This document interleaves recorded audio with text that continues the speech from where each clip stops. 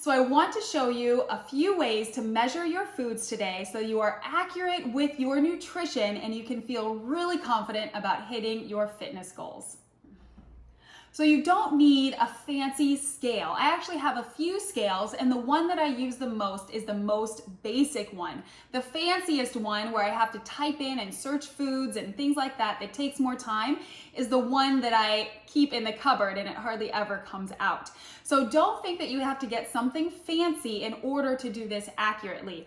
This is the one that I love the most. I got this at Walmart. It measures both grams and ounces, and those are really the two things that you'll be using the most anyway. So again, just get something simple and basic that you know you will use.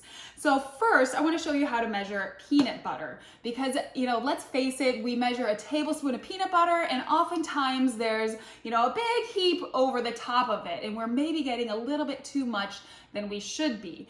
So in order to be accurate, we're going to measure out 16 grams, which is 1 tablespoon serving of peanut butter. So what we do here is we make sure that we have our units on grams.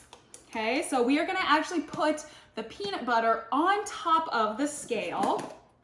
And then what you're going to do is you're going to hit the tare button or the zero it out button, whatever it is on your scale, so that your numbers come back to 0. And then you're going to take your spoon and you scoop it out until you hit 16 grams, tiny bit more. There we go. So here is 16 grams or 1 tablespoon of peanut butter. And in this too, you don't have to go searching for your tablespoon, a measuring spoon. You can just do it with a normal spoon. The next way that I want to show you how to measure is putting something onto the scale instead of taking it off. So I'm going to put my plate onto the scale. Again, I'm going to tear it out. And I'm gonna measure a banana. So in order to be accurate with a banana, we really need to measure it because you can have a medium banana, but what is medium to me might be medium to somebody, might be different to somebody else.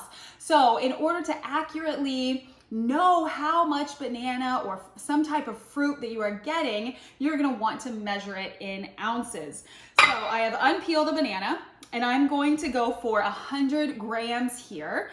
And I'm going to take this, so I've got my banana, put it right on the scale, and this going to tell me that this is actually 106 grams. So I know that when I go into MyFitnessPal, I'm going to change the units to grams, and then I'm going to type in 106, and it will log it super accurately for me, and I don't have to be guessing about how much I'm actually getting.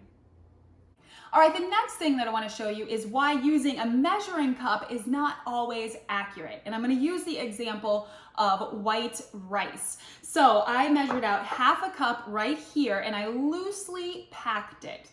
And I'm going to turn on my scale again to grams and see how many grams of rice this actually is. So grams of rice. This is 65 grams of rice.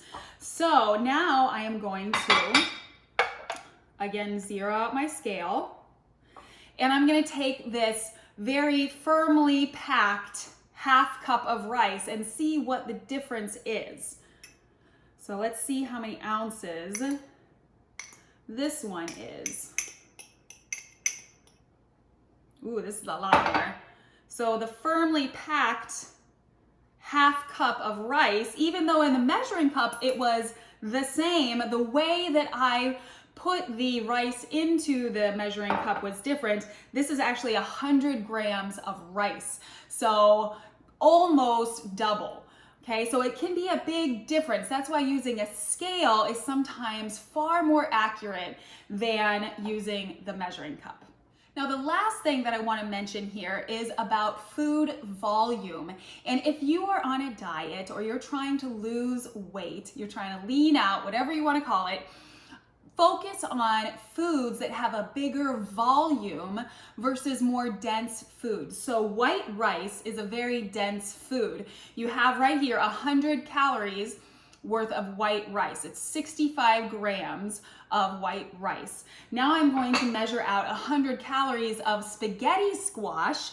And when you're doing that, you're looking for 324 grams of spaghetti squash. So that is a lot. So I'm gonna measure it out for you here to show you the difference in volume for the same amount of calories.